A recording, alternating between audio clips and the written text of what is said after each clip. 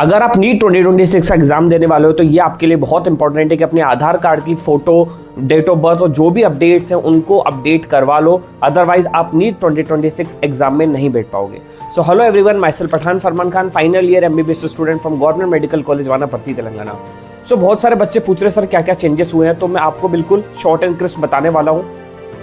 If you are new to the channel, please subscribe to my channel for all the authentic information regarding NEET 2026.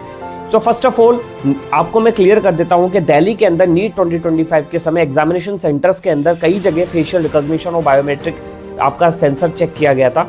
क्यों? Testing phase के अंदर, ताकि उसका result देखने के बाद पता चला कि नीट 2026 में ये चीज़ अच्छी है और इससे जो चीटिंग के चांसेस है वो बहुत कम हो रहे हैं।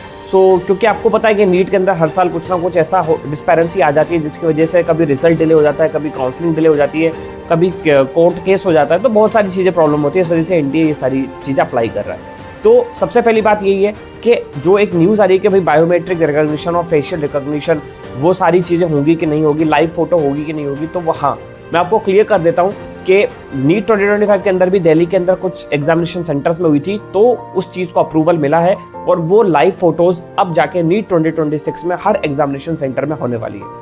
तो आपको क्या करना है, अभी आपके पास टाइम है, अभी आपके जो फॉर्म है वो नहीं निकले हैं एप्लीकेशन फॉर्म, तो अपनी आधार कार्ड के अंदर जितनी भी पुरानी फोटो है, लाइक आप बच्चे की फोटो है या फिर कोई 5-6 साल पुरानी फोटो है, सबको चेंज करके अपडेट करा लो, ताकि आपको कोई प्रॉब्लम ना है नीट एग्जाम सेंटर के अंदर जब आप घुसते उस समय।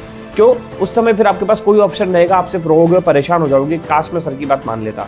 तो अभी आपके पास टाइम है। आधार कार्ड के अंदर आपको क्या करना है, आपकी अगर डेट ऑफ बर्थ चेंज है 10th मार्कशीट से तो उसको सही करवा लो, अगर आपका नाम में दिक्कत है तो उसको सही करवा लो, आपकी फ़ोटो उसको सही करवा लो, अगर 5-6 साल पुरानी है, आप पहचानने में नहीं आ रहे हो, या किसी 6-7 क्लास की फ़ोटो उसको चेंज करा लो, और आपका जो एड्रेस है, परमानेंट एड्रेस और 10th का जो एड्रेस है, उस दोनों को मैच कर लो, ताकि आपको जब एग्जामिनेशन सेंटर में जाओगे तो आपको वो चीज़ दिक्कत नहीं आएगी। बिकॉज अगर आपके एग्जामिनेशन सेंटर में घुसने से पहले ही अगर प्रॉब्लम क्रिएट हो गई तो आई एम वेरी श्योर कि आपका पेपर अच्छा नहीं जाएगा।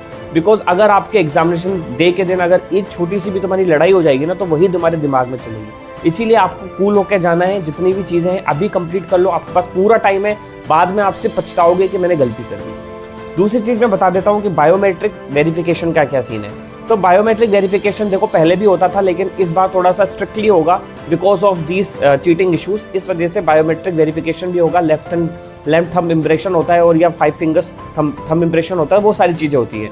तो उसके लिए अपने कोई प्रॉब्लम नहीं, क्योंकि वो जब आप एप्लीकेशन फॉर्म भरते हो तब भी वो रखा आता है। तो वो सारी चीज़ें हैं।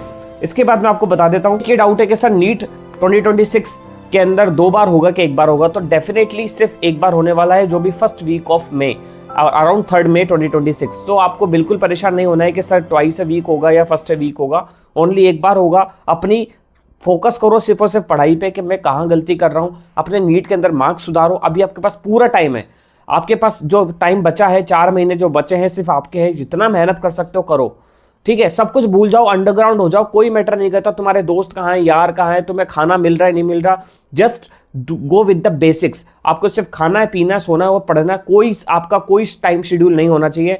मेरे से बच्चे हमेशा पूछते हैं सर क्या शेड्यूल होना चाहिए, कोई टाइम शेड्यूल नहीं है। मैंने अपनी नीट की प्रिपरेशन के टाइम पे कोई टाइम शेड्यूल नहीं रखा था, सिर्फ एक ही काम था, खाया पिया पढ़ने बैठ गया, बस दैट्स इट। सो जाओ, सोने के बाद उठो, जब भी आप कुछ भी काम करो आपके दिमाग में एक ही चीज़ घूमनी चाहिए, यार मेरा वो क्वेश्चन करना है, वो चीज़ कैसे हुई, वो कॉन्सेप्ट कैसे आया, आपको क्या करना है, डेली का आपको टारगेट पता होना चाहिए सुबह उठने के बाद, तब जाके आप नीट निकाल पाओगे। आपको पता है बहुत तगड़ा कंपटीशन हो चुका है नीट के अंदर, हजारों लाखों बच्चे एग्जाम दे रहे हैं, तो आपको उनके अंदर से निकलना है। 20-25 हज़ार रैंक तक आपको कॉलेज मिलेगा GMC, तो उसके लिए आपको मेहनत करनी है। अगर आपका सपना एम्स है तो आपको उससे ज़्यादा मेहनत करनी पड़ेगी, because this is not a joke.